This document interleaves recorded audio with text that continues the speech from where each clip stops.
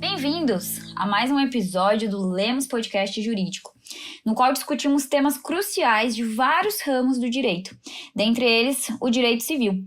Meu nome é Liana Breda e eu sou advogada da área civil, e no episódio de hoje vamos falar sobre um tema dentro do agronegócio, um tema de extrema relevância para a economia brasileira, em especial sobre uma palavra que tem definido, infelizmente, a safra brasileira de grãos 2023-2024, que é endividamento. E a primeira expressão que vem à mente de muitos produtores rurais diante desse cenário é recuperação judicial. Mas será que esse é o único ou o melhor caminho para resolver o endividamento agrícola?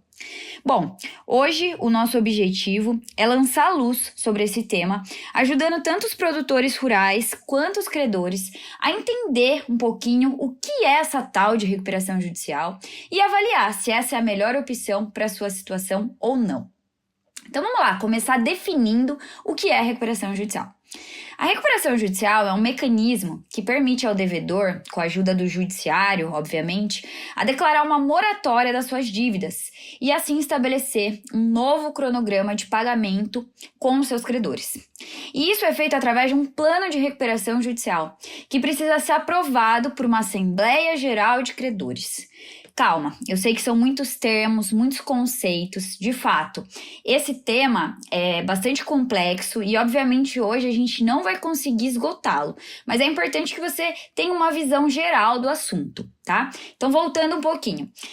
O devedor, ele precisa informar o juiz previamente, nesse seu pedido de recuperação judicial, quais são os seus credores, quanto ele deve para cada um deles e demonstrar que ele não consegue pagar todas essas dívidas no prazo atual, mas que a empresa ainda é viável e que pode sim quitar essas dívidas, desde que seja em um prazo mais longo e desde que ela continue com as suas operações. E agora vamos entender como é que funciona essa tal dessa Assembleia Geral de Credores. Uma vez apresentado esse plano de recuperação judicial, é convocada essa assembleia, que nada mais é do que uma reunião com todos os credores para aprovar ou rejeitar esse plano. E aí, caso esse plano seja aprovado, um administrador judicial é nomeado pelo juiz para supervisionar a execução deste plano e também a administração da empresa. Agora, se esse plano for rejeitado ou ele for descumprido pela devedora ao longo do processo de recuperação judicial, pode ser decretada a falência dessa empresa, com a consequente expropriação dos bens para pagamento dessas dívidas. Então, é feita uma apuração de todo o passivo, de todo o ativo da empresa, para verificar qual é, de fato, o patrimônio, né? Quais são os bens que essa empresa ainda tem, capazes de quitar pelo menos parte das dívidas que ela tem com esses credores, tá? Outro ponto importante é entender que os credores, eles são divididos em categorias dentro de uma recuperação judicial. Então, existem várias categorias de credores e isso é importante porque cada categoria tem uma forma de pagamento prevista. Então, nós temos, por exemplo, os credores com garantia real, como hipotecas, os credores com garantia pignoratícia, como é o caso do penhor, credores sem garantias, credores trabalhistas, credores quirografários, credores de microempresas ou pequenas empresas e etc. E para que o plano seja aprovado, é necessária a aprovação da maioria dos credores em cada uma dessas categorias. Eu sei que são muitas categorias, cada uma tem uma especificidade e, como eu falei para vocês, é um tema extremamente complexo. Então, hoje a gente não vai conseguir entrar nesse nível de detalhes, mas é importante que vocês entendam que existem essas categorias de credores, que existe essa divisão e que isso é importante para te encaixar, se você for um credor, num determinado ponto ali da recuperação judicial, que isso vai influenciar na forma do recebimento do seu crédito, ok? E agora, alguns comentários importantes justamente sob a ótica destes credores. Isso porque a recuperação judicial é um processo delicado, é um processo complexo, é um processo demorado. Então, claro, de um lado, é sim uma boa oportunidade para que os credores recebam pelo menos parte dos seus créditos, né? Porque senão simplesmente a empresa iria à falência logo de cara e não ia pagar absolutamente nada. Então, assim, tem um ponto positivo. É melhor você receber pelo menos parte do seu crédito do que não receber nada.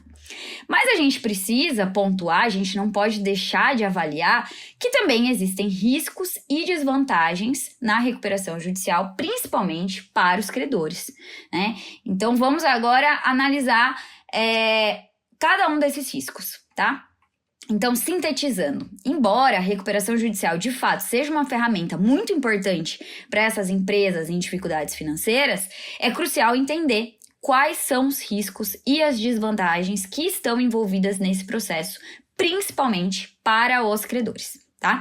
E o primeiro deles é justamente a questão da incerteza e do tempo. Isso porque, frequentemente, a recuperação judicial é um processo longo e incerto, né? Então, ao longo do período ali, do processo de recuperação judicial, podem ocorrer atrasos significativos nos pagamentos, enquanto esse plano é elaborado, aprovado e executado. E assim, gente, eu tô falando aqui pra vocês o formato geral para que vocês tenham uma visão geral de como funciona uma recuperação judicial, né? Então, tô falando, a recuperanda, a empresa devedora, entra com pedido de recuperação judicial, apresenta ali qual é o quadro geral de credores, quais são os valores devidos, apresenta um plano, é convocada uma assembleia, o plano é aprovado ou não, e aí a gente segue para a fase de pagamento ou para a fase de arrecadação de bens, se for o caso de falência, tá? Isso é uma forma muito simplista da gente avaliar um processo super complexo, porque, obviamente, durante todo esse processo acontecem várias outras coisas, né, que acabam tumultuando, atrasando o andamento. Então, quando é apresentado, por exemplo, só para vocês terem uma ideia, o plano de recuperação judicial, os credores têm um prazo para se manifestar sobre esse plano. Então, eles podem apresentar objeções sobre esse plano. Isso mesmo antes da assembleia. Então, eles têm a oportunidade de falar sobre esse plano não só lá na assembleia, mas no próprio processo, né? Apresentando ali por que eles não concordam com aquele plano. Então, isso é só um exemplo do que pode acontecer ao longo da recuperação judicial, que vai tornando esse processo mais demorado, mais complexo. Então, assim, não é tão papum como eu tô colocando aqui para vocês, porque como eu disse, hoje é só pra gente ter uma visão geral, ok? Então, voltando lá, como eu falei para vocês, a questão da incerteza e do tempo é um ponto de desvantagem para os credores, né? A questão da incerteza é porque a aprovação e a execução bem-sucedida do plano nem sempre são garantidas, né? E isso, obviamente, traz uma insegurança para os credores. Então, vamos imaginar que aconteceu tudo redondinho, né? Houve ali a aprovação do plano, mas nada garante que esse plano de fato vai ser cumprido. Então, pode ser que ali no primeiro ano, a recuperanda de fato realize os pagamentos conforme previsto, mas alguma coisa pode acontecer ali no meio do caminho, no decorrer das operações dessa empresa, e ela de novo se veja numa situação que ela não consegue cumprir com o que ela se comprometeu, mesmo que seja de forma facilitada, como é o caso da recuperação judicial. E aí ela passa a descumprir esse plano, né? Então, isso pode sim acontecer. Um segundo ponto que a gente pode avaliar como uma questão de desvantagem para os credores é a redução de valores e extensão de prazos. Porque, frequentemente, os planos de recuperação judicial prevêem pagamentos fracionados, né? Então, tem a questão do deságio, né? Então, o credor ele vai receber apenas uma fração do que, de fato, ele tem para receber. O deságio, às vezes, pode chegar até 90%. Isso quer dizer que o credor vai receber só 10% do valor devido. Outra questão, do prolongamento dos prazos de pagamento. Normalmente, os planos de recuperação judicial, eles prevêem prazos muito extensos. Então, os credores vão receber, vamos supor ali, só 50% do seu crédito em 20 anos. Pode acontecer. Tá? Então, essa questão dos pagamentos parcializados e prazos estendidos é visto, sim, pelos credores como um ponto aí de desvantagem. Outra questão é relacionada aos desafios nessa Assembleia Geral de Credores, porque como eu falei para vocês, a aprovação do plano de recuperação judicial depende da maioria por categoria, tá? E o que acontece frequentemente é que os credores minoritários, que são aqueles credores com menor poder de voto, seja por conta da categoria que eles se encaixam ou pelo valor do crédito, se sentem desprotegidos, insatisfeitos, né? Achando que ali as suas necessidades não estão sendo atendidas, que o plano só está considerando realmente os credores maiores e tudo mais. E isso acaba gerando conflitos, falta de consenso, eles votam contra a aprovação do plano, e aí a gente fica num impasse ali para conseguir levar esse plano adiante.